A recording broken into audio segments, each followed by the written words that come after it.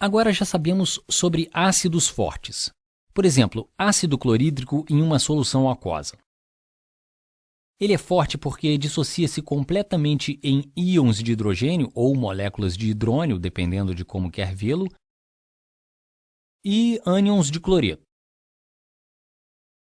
E é um ácido na definição de Arrhenius, pois novamente temos solução aquosa na definição de Arrhenius, já que estamos aumentando a concentração de hidrogênio na água. E é um ácido também na definição de Bronsted-Lowry, porque isto está doando prótons de hidrogênio, e é um ácido de Lewis, porque você pode ver esse cloreto como um receptor de elétrons. Você pode imaginar que ele está pegando os elétrons para si próprio. Por isso, é um receptor de elétrons. Então, essa é uma razão para ser um ácido de Lewis. Mas em todos os casos, dissocia-se completamente, portanto, é um ácido forte. Agora, por consequência, quando chamo isso de ácido forte, significa que deve haver soluções chamadas de ácidos fracos. Ácidos fracos. E provavelmente você conseguirá adivinhar o que eles fazem. Eles não se dissociam completamente. Então, digamos que temos ácido fluorídrico em uma solução aquosa. Ele se dissocia um pouco, então vamos ter um certo desligamento de hidrogênio das moléculas de flúor. Então, um íon de hidrogênio e, claro que em uma solução aquosa. Eu estava fazendo a solução aquosa em azul. Então, isso vai se dissociar com o fluoreto, cátion de flúor. Mas esse é um ácido fraco, por isso não ocorre apenas em uma direção. Na verdade, ocorre em ambas as direções. Essa é uma reação de equilíbrio. Sabemos tudo sobre elas agora. O que significa que um tanto disso vai naquela direção e um tanto daquilo segue naquela direção. E ambos esses elementos existem na molécula. Você pode se perguntar, espere, o flúor e o cloro, eles são halogênios. Por que esse é um ácido fraco e esse é um ácido forte? Isso é algo que costumava sempre me perguntar. Por que um é fraco e outro é forte? Em geral, o hidrogênio gosta de formar ligações. Lembre-se, entre os metais alcalinos incluímos tudo o que está abaixo do hidrogênio, certo? Incluímos esse pessoal aqui. Todo esse pessoal possui esse um elétron extra e eles estão na camada de valência e por isso querem doá-lo. E eles tendem a ser muito propensos a doar para esse pessoal. Então, se você possui algum desses no período 2 e abaixo com um halogênio, normalmente irá formar esse sal iônico, onde esse cara libera um elétron e um desses caras vai aceitá-lo. Então temos um composto iônico. O hidrogênio possui exatamente um elétron na sua camada mais distante. Possui uma camada. Mas a primeira camada é interessante porque está completa quando possui apenas 2 elétrons. Esse pessoal não ficaria feliz com isso. Se você deu um elétron para esses caras, eles precisam chegar a 8. Por isso, eles não estão felizes. Mas se você deu um elétron ao hidrogênio, o hidrogênio fica muito feliz.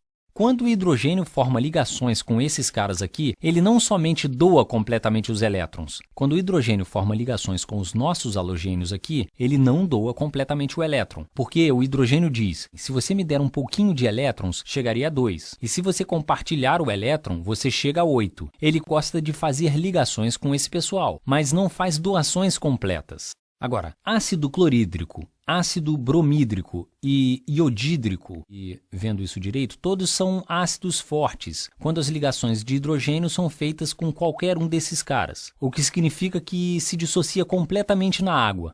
Mas quando o hidrogênio se liga ao flúor, ele não se dissocia completamente na água. E a razão é que o flúor é ainda mais eletronegativo, portanto, essa ligação entre o hidrogênio e o flúor. Por isso, se comparar fluoreto de hidrogênio com um ácido fluorídrico com ácido clorídrico, ácido fluorídrico com um ácido clorídrico, essa ligação é muito mais forte. Não muito mais forte, quero dizer, é possível medir na energia da ligação e faremos isso consequentemente. Mas isso aqui possui uma ligação mais forte do que isso aqui, e o ácido bromídrico é ainda mais fraco, deixe-me ilustrar. Então, esse é um pouco mais fraco do que esse, então o ácido bromídrico, vou ilustrá-lo como uma linha bem aqui, é dessa forma. Portanto, esses são mais fáceis de quebrar. Se colocar isso em água, o hidrogênio vê essas moléculas de água que possuem esses pares de elétrons extras flutuando. Ele juntou os elétrons daqui. Portanto, há uma carga parcial negativa e é tentador para ele se dissociar com as moléculas de água. Bem, nesse caso, sim, é tentador, mas ele ainda gosta de ficar por aí. O oxigênio é muito eletronegativo, mas o flúor também. Por isso, ele gosta de ficar com os dois. Ele meio que não se dissocia completamente. Por isso que esse é um ácido fluorídrico, um ácido fraco, enquanto todos os outros ácidos halogênios são fortes. Com isso dito, o intuito disso não é apenas olhar para a tabela periódica. Vamos descobrir qual é o pH quando eu dissolver, suponhamos que temos 1,5 mol por litro de ácido fluorídrico. E é óbvio que, por definição, já dei isso como molaridade, tenho em algumas soluções. Nesse caso, eu tenho em solução aquosa. Agora, você poderia pesquisar. Bem, na verdade, eu vou apenas escrever aqui. Dessa forma, toda reação de equilíbrio possui uma constante de equilíbrio. Assim, a constante de equilíbrio para essa reação, vou fazer em verde, e já que isso é uma reação ácida, vamos dizer que é a constante de equilíbrio, ou constante ácida, se preferir, para o fluoreto de hidrogênio. Ácido fluorídrico. O ácido fluorídrico é igual aos produtos. Então, é a concentração de seus íons de hidrogênio vezes a concentração de íons de flúor dividida pela concentração de fluoreto de hidrogênio, ou ácido fluorídrico. Então, HF. E se resolver isso em até 25 graus Celsius em temperatura ambiente aproximada, acredito que seja isso, vamos supor que é, será possível obter um valor constante aqui de 7 vezes 10 elevado a menos 4. Então, se tivermos 1,5 mol por litro de ácido fluorídrico, posso descobrir qual é o pH? Lembre-se, basicamente eu quero descobrir esse aqui. Se descobrir esse, então saberei a concentração de hidrogênio. Então, se calcular o log negativo dele, saberei o seu pH. Vamos ver se conseguimos fazer isso. Então, estou jogando 1,5 mol por litro nesse lado da equação, certo?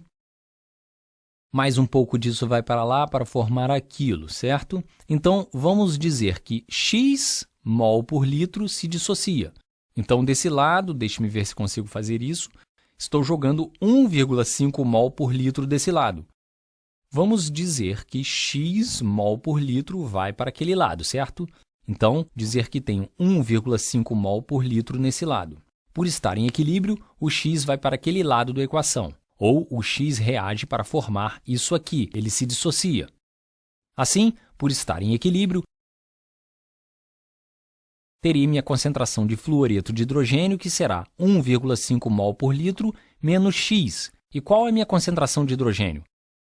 Bem, se X mol por litro ou X mols disso, como preferir, dissociar, teremos X mols ou X mol por litro daquilo e teremos também X mol por litro daquilo. Se um desses dissociar, teremos um desse e um desse. Então, essas serão as concentrações de equilíbrio. Acho que você pode pressentir que teremos um pouco de álgebra pela frente. São as concentrações de equilíbrio. Vamos ver se conseguimos encontrar o x. Sabemos qual é a nossa constante de equilíbrio, 7 vezes 10 elevado a menos 4. Sabemos que a concentração final do equilíbrio de nosso ácido fluorídrico é o 1,5 mol por litro que colocamos no princípio, menos o que irá se dissociar disso aqui em cima. E já que o x dissociado disso aqui, eu tenho x mol por litro de hidrogênio e tenho x mol por litro de fluoreto. É álgebra pura. Vamos ver se conseguimos resolver isso. Portanto, isso é igual a... precisarei de mais espaço para isso. Então, temos 7 vezes 10 elevado a menos 4. Vamos multiplicar ambos os lados por 1,5 menos x. Multiplicado por 1,5 menos x é igual a x vezes x, é igual a x ao quadrado. Então, se multiplicarmos 7 vezes 10 elevado a menos 4, 7 vezes 1,5, que é 10,5, certo? Então, temos 10,5 vezes 10 elevado a menos 4. Menos 7 vezes 10 elevado a menos 4x é igual a x ao quadrado. Parece complicado, é apenas uma equação de segundo grau. Há muitos vídeos sobre esse assunto. Então vamos jogar tudo isso para o lado direito, porque gosto de ter um coeficiente positivo aqui. Por isso, se eu subtraio isso de ambos os lados e adiciono isso a ambos os lados, tenho zero e é igual a x ao quadrado, mais isso. Então, mais 7 vezes 10 elevado a menos 4, certo? Apenas adiciono isso em ambos os lados, por isso aparece nesse lado da equação que está bem aqui, menos isso. Estou subtraindo isso de ambos os lados da equação. Então, eu tenho menos 10,5 vezes 10 elevado a menos 4. Agora temos uma equação de segundo grau aqui. E, na verdade, vou mostrar a vocês um pouco de... Podemos resolver essa equação de segundo grau. Vamos obter a resposta. Na verdade, estou quase resolvendo. Mas há uma aproximação que podemos fazer. Porque se eu olhar para essa equação de segundo grau, esse termo aqui, x ao quadrado, domina esse termo aqui. Mesmo quando temos valores relativamente pequenos de x, ele domina aquele termo. Então, se os químicos olharem para isso e falarem, sabe de uma coisa? Se esse termo for muito menor do que esses aqui, em muitos casos, será possível ignorá-los. E então, o cálculo fica muito simples, porque mesmo se ignorar esse termo, ainda será de segundo grau, mas não será necessário utilizar uma equação de segundo grau. Na verdade, vou fazer isso aqui do lado direito, farei uma caixa, porque essa não é a resposta exata, mas vai chegar muito perto da resposta exata. Então, aqui, vou fazer uma bela caixinha aqui. Então, se simplesmente ignorássemos esse termo, teríamos x ao quadrado é igual a isso. É igual a menos, adicione isso para o outro lado, 10,5 vezes 10 elevado a menos 4. Ou x seria igual à raiz quadrada disso.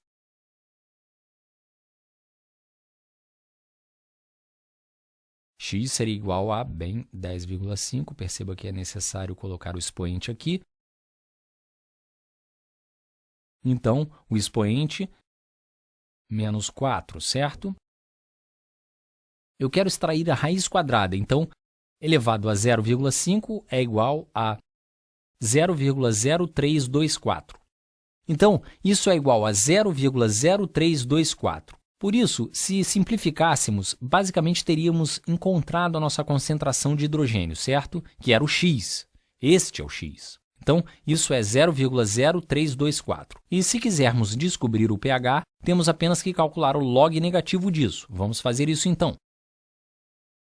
Então, calculando o log dele, se apenas pressionar log, que é de base 10, então calculamos o log. E queremos o log negativo dele, então queremos menos 1,489, então aproximadamente 1,49. Portanto, é um pH de 1,49. Lembrem-se, resolvi isso utilizando o meu raciocínio simplificado, não é a resolução da equação do segundo grau. Vamos resolvê-la agora apenas para confirmar que chegamos à resposta certa, porque, na verdade, essa é a forma correta de chegar à resposta certa. Então, a equação de segundo grau, menos b, então x vai ser igual a, deixe-me fazer aqui, x é igual a menos b, então menos 7 vezes 10 elevado a menos 4, mais ou menos a raiz quadrada de b ao quadrado. Então, b ao quadrado é 49 vezes 10 elevado a menos 8, certo? 7 ao quadrado. E então, 10 elevado a menos 4 ao quadrado, que é 4 vezes 2, é menos 8. Menos 4 vezes A, que é 1, vezes C. Bem, C é um sinal de menos aqui. Temos esse sinal de menos, então ele se transforma em mais. Então, 4 vezes 10,5 vezes 10 elevado a menos 4, quanto isso dá? Isso dá 42 vezes 10 elevado a menos 4. Tudo isso sobre 2A, e A é apenas 1. Tudo isso, então, sobre 2. Vamos ver, então, qual é o resultado dessa raiz quadrada aqui. E percebam, esse é um número muito pequeno se comparado a esse. Esse é realmente o que deveríamos nos preocupar na raiz quadrada, mas vamos resolvê-lo. Então, 49 elevado a menos 8 mais... Isso é aquele número pequeno, mais 42 vezes 10 elevado a menos, ou elevado a menos 4, é igual a isso. Então, isso é este valor bem aqui. E agora queremos extrair a raiz quadrada. Então, elevado a 0,5, que é igual a 0,06. Até o momento, temos x é igual a, vou mudar de cores arbitrariamente, menos 7 vezes 10 elevado a menos 4, mais ou menos 0,0648. Tudo isso sobre 2. E deve ficar claro. Se subtrairmos aqui, obtemos um número negativo. Este já é negativo, de modo que se subtrairmos, teremos números negativos. Então, vamos somente nos preocupar com o sinal positivo, pois não podemos ter uma concentração negativa. Por isso, se somarmos a isso, então temos 0,06. Então temos menos. Na verdade, deixe-me ter certeza de que o menos está lá. Então, é menos 7 vezes 10, certo? Só quero ter certeza de que não estou cometendo um erro ao colocar o menos aqui. Parece que está certo. Então, vamos ver. Vamos fazer as contas. Então, pegamos isso e subtraímos aquilo. Então, é menos. Eu quero ter certeza que possam ver o que estou fazendo. Portanto, temos menos 7